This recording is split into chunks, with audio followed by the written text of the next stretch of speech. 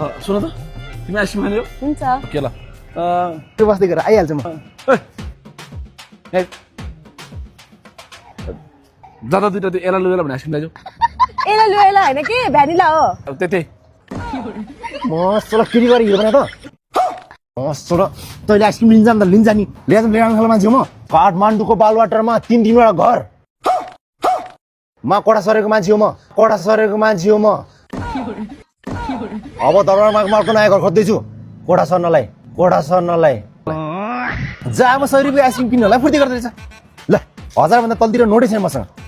ल 150 रुपियाँको 3 जनालाई आइसक्रिम लिएर आइज 50 रुपियाँ तरा बाइक पछि फिर्दै ल्याइज जा ल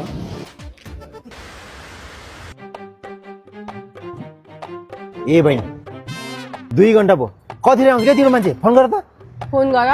मसँग उहाँको नम्बरै छैन अनि आफ्नै मान्छेको नम्बर हुँदैन आफ्नो मान्छे कहाँ आफ्नो मान्छे हुनु म यहाँ उभिरहेको थिएँ उहाँले आइसक्रिम खाने भनेर सोध्नुभयो अनि मैले हुन्छ भने म चिन्दिनँ नि उहाँलाई खत्तम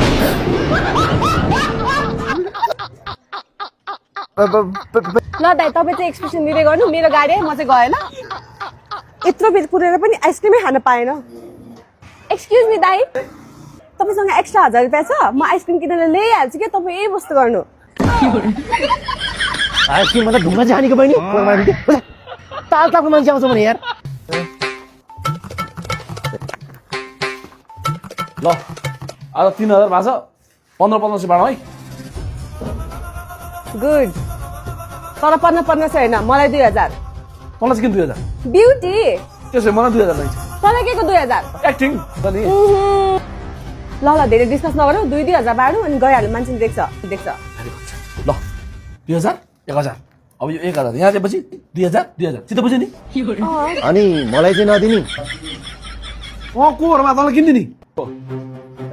चिन्नु हो अनि बहिनी पार्टनरसिप रहेछ त ठगिराख्ने धन्दा हो क्या excuse me mind out language okay English